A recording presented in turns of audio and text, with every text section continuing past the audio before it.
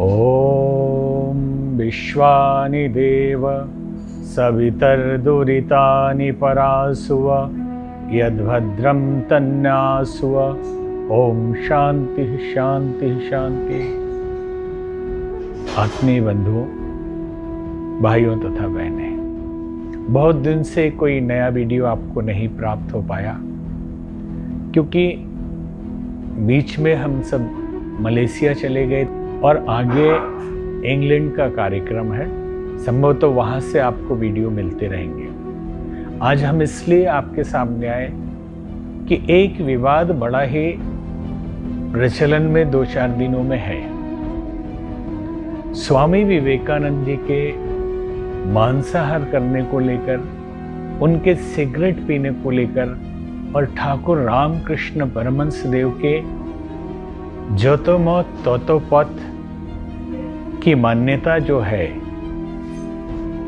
कि जितने भी मत है, जितने भी पंथ है, सभी एक ही ईश्वर तक पहुंचते हैं, इसके ऊपर है। एक बात और कहनी थी, सभी संतों को अपने अपने इष्ट की उपासना अपने तरीके से करना चाहिए। कौन क्या उपासना कर रहा है, किसका क्या मत है, इस चक्कर में नहीं पड़ना चाहिए। लेकिन समस्या आज ये हो जा रही है कि आपने एक इष्ट को पकड़ लिया है, एक संगठन के आप अनुयायी हैं, तो आपको लगता है कि सारी दुनिया के लोगों को उसी संगठन का अनुयायी होना चाहिए और वही साधनाएं करनी चाहिए जो वो कर रहे हैं।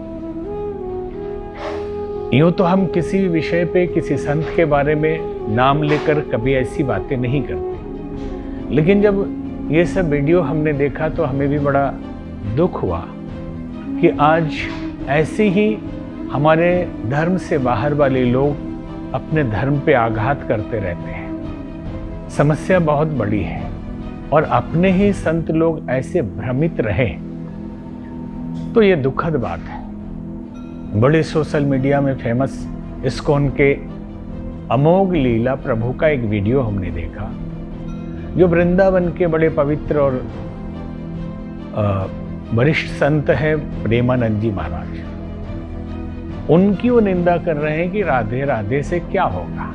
उन्होंने जवाब भी दिया कि राधे और कृष्ण अलग नहीं है। वृंदावन में अगर कोई बाबा जी हैं, अगर बोलते हैं आप राधा नाम लो, तो जी उनकी ओपिनियन है, वो लें, और जो उनके अनुयायी लेना चाहें।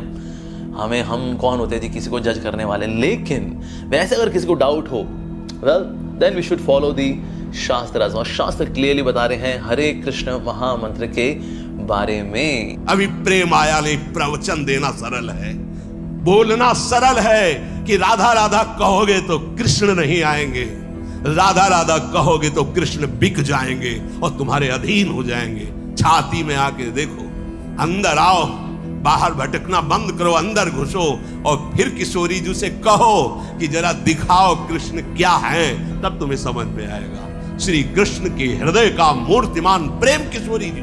रसिक भक्तों के लिए राधा ही कृष्ण से बड़ी है और उस राधा नाम से ही कृष्ण की प्राप्ति होती है। तो बड़ा कटाक्ष अमोघ लीला प्रभु ने किया। कहा कि जब आखिरी में कह दिया है कि केवल हरे रामा हरे कृष्णा हरे कृष्णा कृष्ण कृष्ण हरे रे ही मंत्र है, महामंत्र है, फिर बाकी से भगवान नहीं मिलने वाले, आपको यही करना चाहिए। हम उनसे कहना चाहेंगे कि ये भी भगवान का ही मंत्र है, पवित्र मंत्र है और इस मंत्र से भी भगवान मिलते हैं, लेकिन अन्य मंत्रों से भी भगवान मिलते हैं। इसलिए आप इस तरह से एक तरफा बयान ना दें। अब दूसरी बात यह है कि आप कहते हैं कि आखिरी अब लिख दिया गया, इसके बाद ये तो एक तरह से आप एक अन्य संप्रदाय है जिसमें कहा जाता है कि हमारी आखिरी पुस्तक आ गई, हमारे आखिरी पैगंबर आ गए, उसमें कुछ भी लिखा हो बदलाव नहीं हो सकता है। हमारे यहाँ कोई आखिरी नहीं होता, निरंतर शोध और निरंतर चिंतन का, मंथन का ये विषय बना रहता है। एक से एक संत ऋषि मुनि आए, उन्होंने अपने अपने तरीके से उपासना साधना की और जन कल्याण किया। अब विषय आता है स्वामी विवेकानंद के व्यक्तित्व के ऊपर।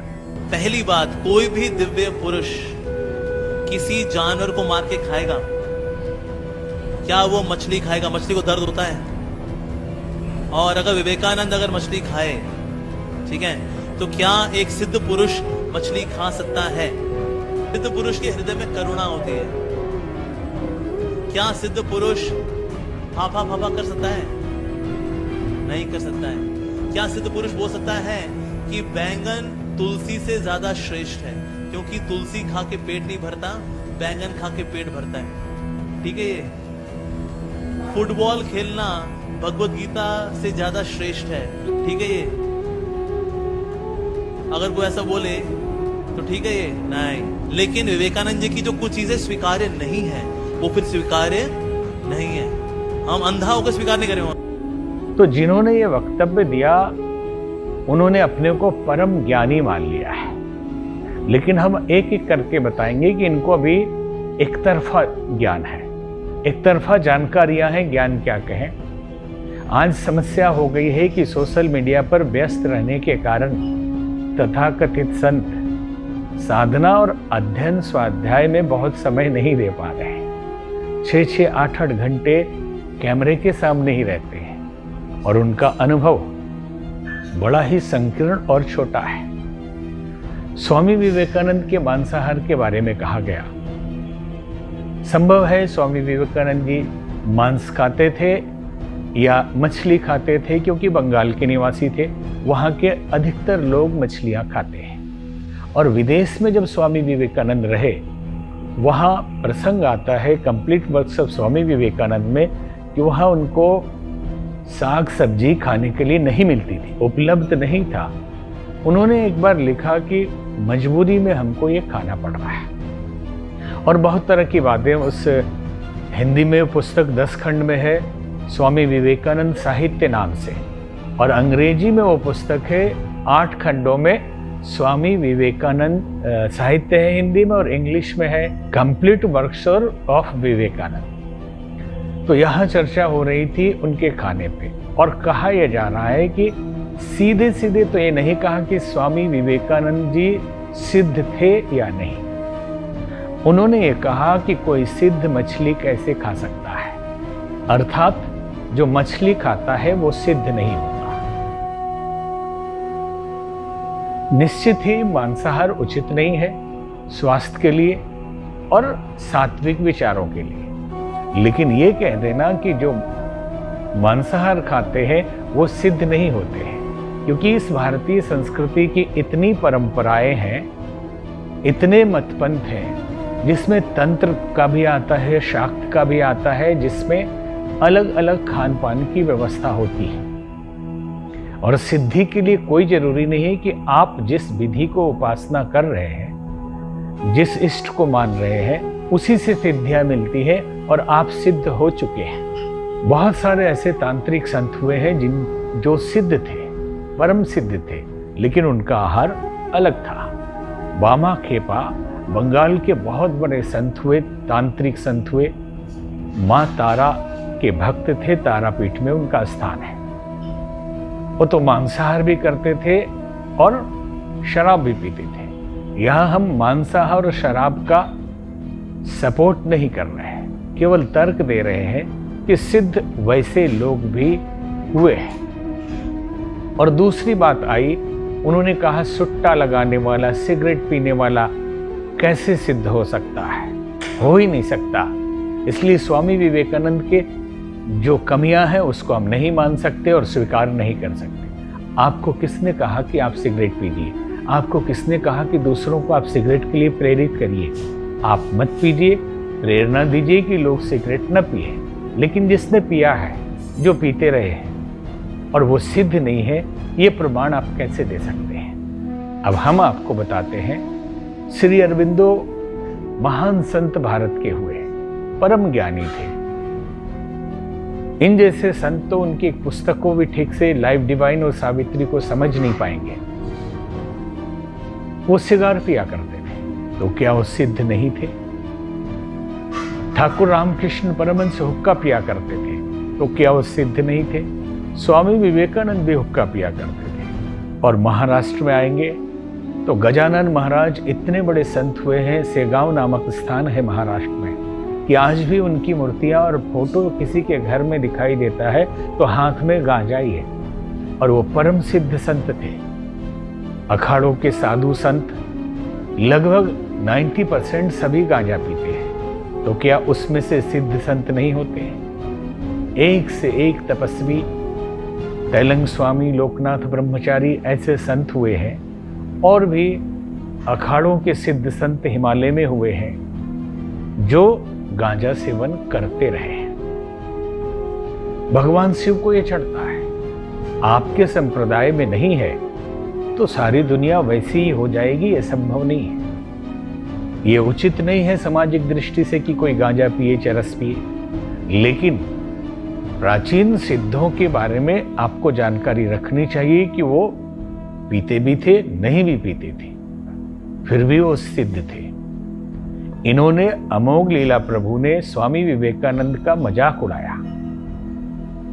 सामान्य किसी अनजान संत के बारे में कोई भी कहे तो भारत के किसी को उतना फर्क ज्यादा नहीं पड़ेगा, लेकिन स्वामी विवेकानंद एक ऐसे संत हुए हैं, भारतीय संस्कृति के ऐसे उज्जवल नक्षत्र हुए हैं जिनमें पूरी आजादी की लड़ाई में जितने बड़े लोग हुए उनकी किताबों को पढ़कर आज के वर्तमान राजनीति में बड़े से बड़े ज्ञानी तर्कवादी लोग हैं और संत हैं, उनकी प्रेरणा से संत बने हैं। श्री अरबिंदो जैसे भी लोग स्वामी विवेकानंद के प्रेरणा से बने।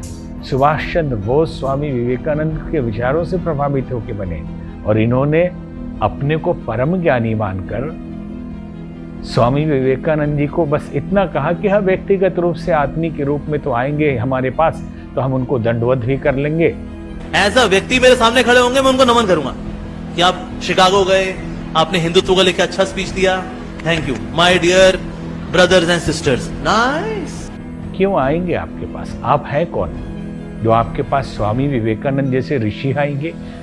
आप अभी उस लायक नहीं हुए हैं जो आपको स्वामी विवेकानंद जी दर्शन दें।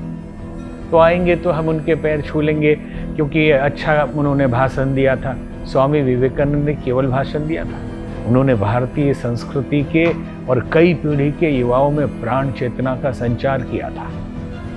तो कह दिया मजाक में, हाँ brother and sister, nice, English 2-4 line बोल दिए तो बहुत बड़े आप ज्ञानी हो गए। समस्या इस समाज में हो गई है कि ज्ञानी लोग तपस्या करके, ज्ञान अर्जन करके, अनुभव करके ज्ञान की अवस्था में पहुंचते थे। आज एक भ्रम इतना बड़ा फैला हुआ है कि आप अगर IIT से पढ़ के आ गए हैं तो बहुत बड़े ज्ञानी हो गए। क्या पढ़ लिया आपने IIT में? अरे किसी की इंजीनियरिंग पढ़ा होगा, आप अपने उस विषय की इंजीनियरिंग आपने पढ़ाई की है। अध्यात्म के आप माहिर सिद्ध संत नहीं हुए हैं। और अगर इस पढ़ने की बात करें तो संत कबीर किस विद्यालय में IIT करने गए थे? संत रैदास किस IIT में गए थे? और भी एक से एक संत हुए हैं। तुलसीदास जी किस IIT में गए थे? आज समाज के युवा वर्ग में, और भी वो युवा वर्ग है इन्फिनिटी कॉम्प्लेक्स में जीने वाला जो खुद IIT नहीं जा सकता, उसको लगता है बड़ा चीज हो गया IIT। अरे अच्छी बात है, भारत की प्रतिष्ठित संस्थान है, पढ़ते हैं लोग, इंजीनियरिंग पढ़ के आते हैं, समाज में काम करते हैं, लाखों लोग हैं, बहुत सारे इंजीनियरिंग कॉलेज हैं इस तरह के IIT के। लेकिन इसके कारण कोई सिद्ध और ज्ञानी हो जाएगा तो ये इस भ्रम से ज्यादा कुछ नहीं है। और कह दिया कि भाषण दिया, अच्छा हम इसके लिए आपको प्रणाम करते हैं, लेकिन आपके कमियों को हम बर्दाश्त नहीं करेंगे। उनको कमी नजर आ रही है, बाकी चीज स्वामी विवेकानंद की आपको नजर नहीं आई। और आगे अब कहते हैं कि फुटबॉल खेलने से, गीता पढ़ने से अच्छा फुटबॉल खेलने से आपको स्वर्ग मिलेगा। जिस समय ये वक्तव्य स्वामी विवेकानंद ने दिया उस समय भारत गुलाम था, लोग अंधकार में जी रहे थे, लोगों की सोचने की शक्ति खत्म हो चुकी थी, गुलामी की दास्ता में जकड़े रहने के अभ्यास हो गया था और शरीर में ताकत नहीं, मस्तिष्क में ऊर्जा नहीं।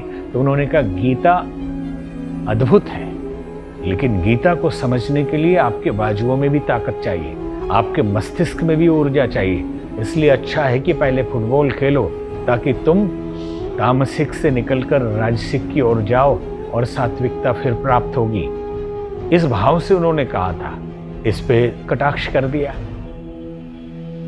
आप कहते हैं ठाकुर रामकृष्ण परमहंस निर्विवाद संत इस भारत के हुए हैं और एक ऐसे संत हुए जिन्होंने प्रत्यक्ष काली माता के दर्शन किए और एक दो बार नहीं किए, निरंतर काली माँ उनके साथ रहती, उनके साथ भोजन ग्रहण करती और उनसे बातें करती थी। इतना होने के बाद भी उनके मन में आया कि बहुत सारे मत पंथ संप्रदाय हैं, हिंदू धर्म सनातन के अंदर भी है और उसके बाहर भी है, क्यों न एक बार देखा जाए कि इन संप्रदायों की साधना भी उसी लक्ष्य तक पहुंचती है अथवा नहीं।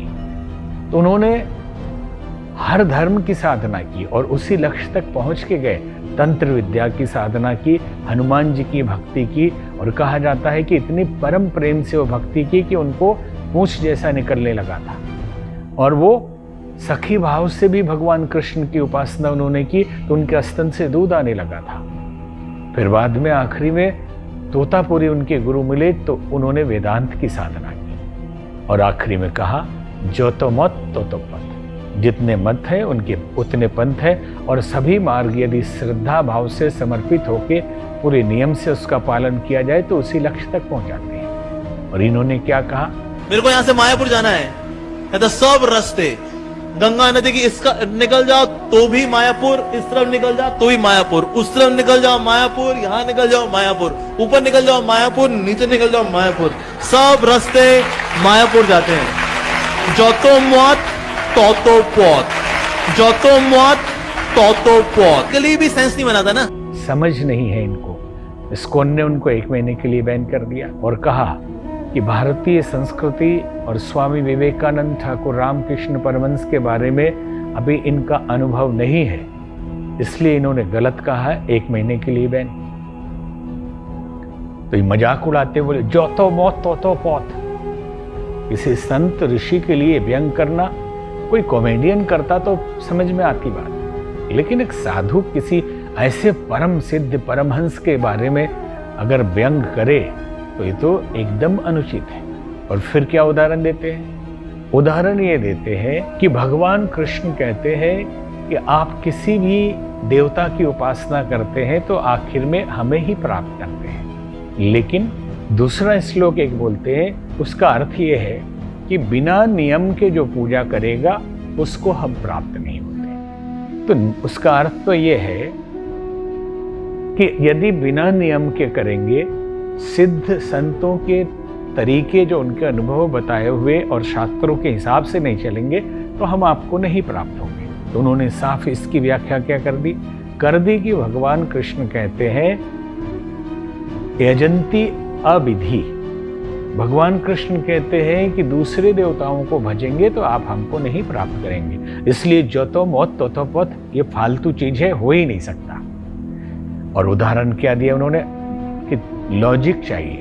ऑस्ट्रेलिया जाना है, जीपीएस लगाए तो कहाँ लस्का पहुंच जाएंगे, कहाँ चले जाएंगे, और मायापुर जाना है तो इधर से जाइए उधर से जाइए, कैसे पहुंच जाएंगे? ये मायापुर है परमात्मा, कण कण में व्याप्त हो सकता है। आप इस्कॉन के अनुयायी हैं, आपको एक मत का पता है, भारतीय संस्कृति अगाध अपार है, इसमें द्वैतवाद है, अद्वैतवाद है, विशिष्टाद्वैतवाद है, द्वैताद्वैतवाद है, दुनिया भर के देवताओं की उपासना की विधि है, मंत्रों की विधि है, और कोई योग मार्ग से सिद्ध होता है, कोई हठ योग के मार्ग से सिद्ध होता है, कोई कुंडलिनी जागरण करके सिद्ध होता है, कोई भगवान कृष्ण की उपासना करके सिद्ध होता है, कोई भगवान राम की उपासना करके सिद्ध होता है, कोई हनुमान जी की उपासना करके सिद्ध होता है, कोई देवी माँ की उपासना करके सिद्ध होता है। आपने कॉपीराइट ले लिया भगवान कृष्ण का और ये मान लिया है कि इसी को फैलाना है और बाकी दुनिया में सब कुछ खत्म है, दूसरे देवी देवता भगवान ये सब चीजें होती ही नहीं। ठाकुर रामकृष्ण परमहंस का अनुभव था, आपका अनुभव नहीं है। अमोघ लीला प्रभु, इसलिए कॉमेडी करना अलग बात है और किसी भी बात को किसी के बारे में क्या कहा जा रहा है इसकी सावधानी भी बरती जानी चाहिए। आज समस्या यह है, सोशल मीडिया पे वायरल हो गए तो आपको अधिकार मिल गया कहीं भी किसी को कुछ भी बोल देने का, इसलिए थोड़ी सावधानी से ये बातें करें। और हमारे जो दर्शक हैं, जो भक्तगण हैं, उनको भी समझना चाहिए कि हमारी संस्कृति बहुत अगाध है, बहुत मतपंथ है। और ठाकुर रामकृष्ण परमहंस ने उस सभी मतों को, पंथों को करके, अनुभव प्राप्त करके ये कहा था। और उनके उपदेश परम है। कुछ भी बोलते रहना उचित नहीं है। तो स्वामी विवेकानंद के बारे में और ठाकुर रामकृष्ण परमहंस के बारे में कोई भी बोल दे, ये ठीक नहीं है। तो हमने जब देखा तो हमें अच्छा नहीं लगा, तो हमने सोचा कि आपको अपना मत हम आप तक पहुंचाएं, क्योंकि ऐसे ही हमारी संस्कृति पे सदियों से आघात होते रहे हैं और आपस में ही एक दूसरे पे आघात करते रहेंगे, नासमझी करते रहेंगे। किसी नादान तथाकथित संत के बारे में कभी बोल भी दे तो चलता है, लेकिन ऐसे हमारे जो माइलस्टोन है, उनके लिए, जो हमारे लिए आदर्श चरित्र है, उनके लिए अगर आप कहते हैं तो समाज के कोप का भाजन आपको बनना पड़ेगा। जो भी जिस मत में है, हम बाहर के अभी धर्मों की चर्चा, संप्रदायों की नहीं कर रहे हैं। हिंदू धर्म सनातन में भी इतने मतपंथ हैं। सब अपने अपने मतपंथ की उपासना करें, अपने अपने इष्ट, अपने भगवान की पूजा करें, अपने मंत्रों का जप करें।